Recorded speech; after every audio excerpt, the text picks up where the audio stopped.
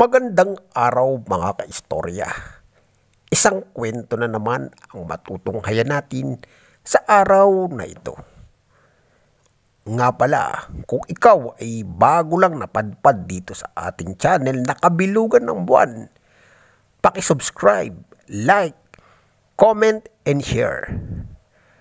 At higit sa lahat, paki-on ang notification bell para lagi kayong updated pag may mga bago tayong horror story. Narito na at sisimulan na natin.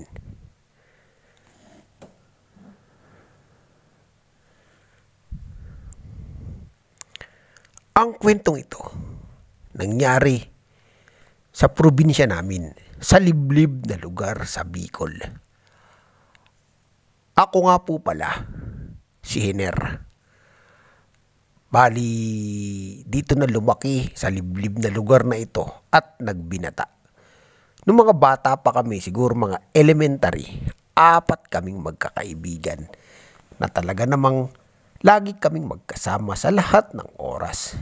Mapaaway man yan or trouble hanggang sa makagraduate kami ng mga grade 6. Si Manuel, siya lagi ang tanging naiiba sa amin dahil sa pagiging tahimik nito at lagi namin siyang binubuli dahil sa pagiging lampan nito at payatot. Lagi niya tuloy pinagtatawanan namin nila Alvin at saka ni Bino.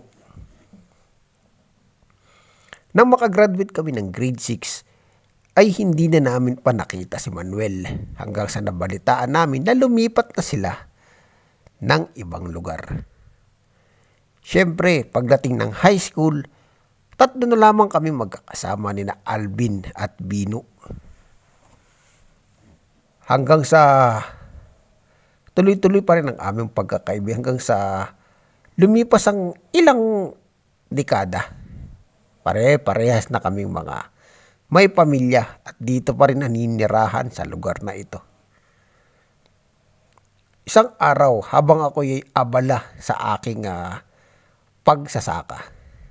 Hiner! Ang sigaw ni Alvin. Oh, Alvin, anong atin? Hiner, alam mo na ba ang balita? Dumating si Manuel. Dito na siya muling titira. Katunayan nga, iniimbita niya tayo mamaya sa kanilang bahay. Talaga? Sige, pupuntahan natin. Mabilis ko namang sagot. Kinagabihan nga nagpunta kaming 3 sa bahay nito. Ayon sa kanya, binata pa siya. At solo nang namumuhay. Manuel, ibang-iba ka na ngayon . Ang ganda ng katawan mo. Dati patpatin at lampa. Ngayon ay ibang-iba ka na talaga. Sa bagay, sa tagal na ng panahon. Ang sabi ni Bino. Ngunit nakatingin lang ito at seryoso.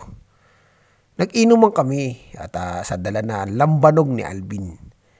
Nang malasing na nga kami, maraming ikinimento sa amin si Manuel ang naging buhay nila.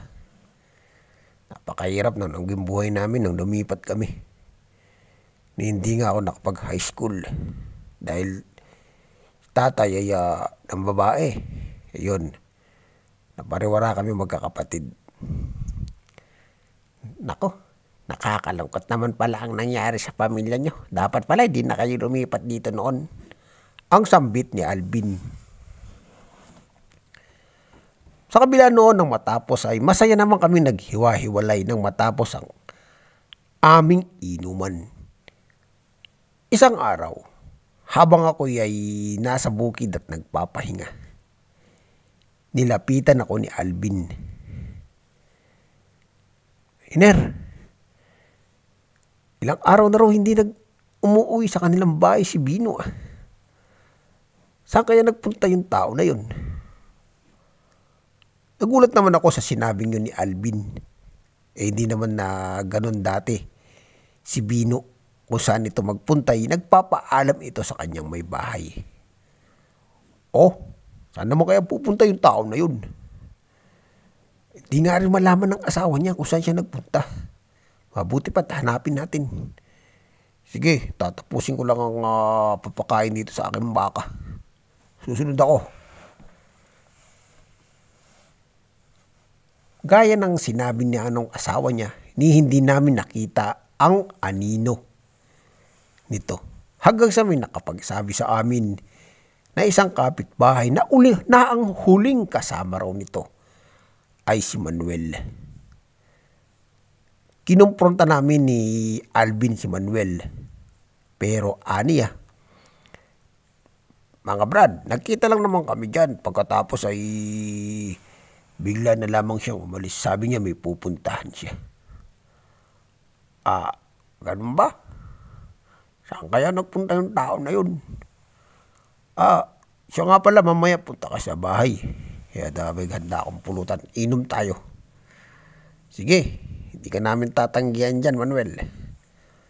Sabi ko naman. At kinagabihan nga, nagtungo kami ni Alvin sa bahay ni Manuel kahit na dala pa rin ang pag-aalala sa pagkawala ni Bino. Unang nilabas ni Manuel ay ang lambanog at 2 baso. Sabi niya, pinapakuluan pa niya ang masarap na pulutan. Alam mo, Iner, saan kaya nagpunta itong si Bino? Nakakapagtaka. Tanong sa akin ni Alvin.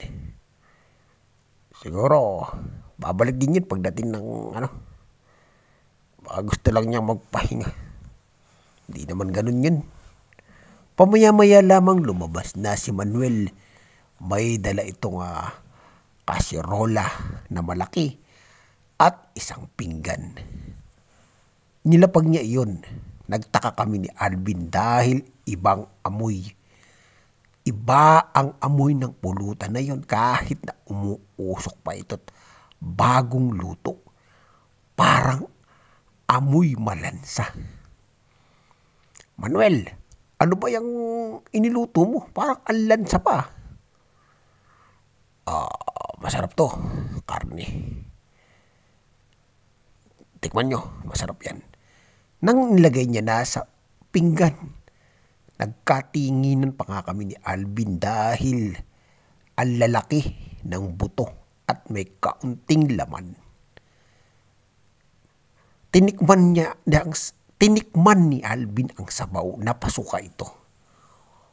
Pambira, kakaiba.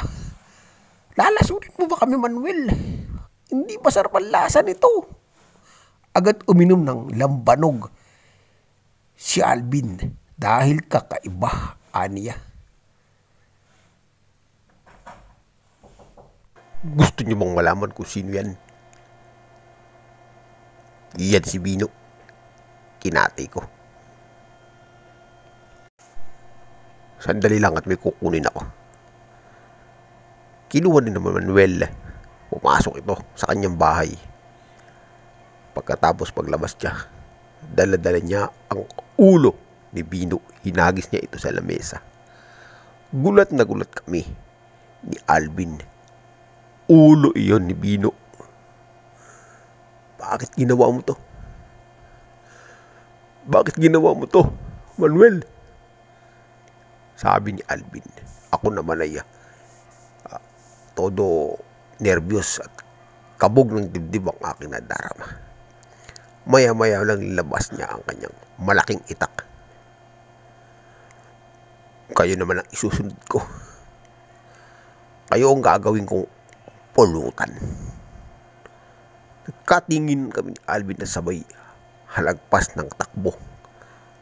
Mabilis na mabilis. Hanggang sa magkahiwalay na kaming dalawa. Ngunit hinahabol kami ni Manuel. Hanggang sa makapagkubli ako sa isang puno. Ang hindi ko alam sa aking pagsilip, natagpas niya ang ulo ni Alvin hanggang sa binyak niya ang tiyan nito. Kitang-kita ko kung paano niya ilabas ang mga laman loob ni Alvin. naman ay napapaiyak na lang ako sa bawat tagpas niya sa mga katawan ni Alvin. Wala akong magawa. Dahil iba na si Manuel, hindi na siya yung dating Manuel na kakilala namin. Di ako talaga lumabas sa aking pagkakakubli hanggang sa sumapit ang liwanag. Report ako sa mga otoridad pero hindi na nila nakita si Alvin. Tanging ang mga pera-perasong katawan lang ni Nabino at Alvin ang nakita. Hanggang sa nalaman ko, si Manuel pala'y isa lang kampo ng dilim. Ayon sa kanyang itay, 18 anyos siya nang maglaya sa kanilang tahanan at sumama sa isang ekstranghero. At sa kanyang pagbabalik, sabi niya, iba na ito. Pati nga ang isa niyang kapatid ay kanyang napatay. Buti na nga lang daw nakataka sila. Dahil kung hindi, baka napatay din sila ng kanilang sariling anak. Hanggang sa isang araw, isang balita ang kumalat sa lugar namin. Si Manuel ay napatay ng mga otoridad dahil ng laban ito. Tinadtad siya ng tama ng baril dahil sinasabi nga hindi ro ito tinatabla ng baril. Doon natapos ang isang Manuel. At dahil dito, nakahinga-hinga na rin ako dahil wala nang takot sa akin na baka bigla siya balikan ako. At ako naman ang kanyang patayin gaya ng paggawa niya sa dalawa kong matalik na kaibigan.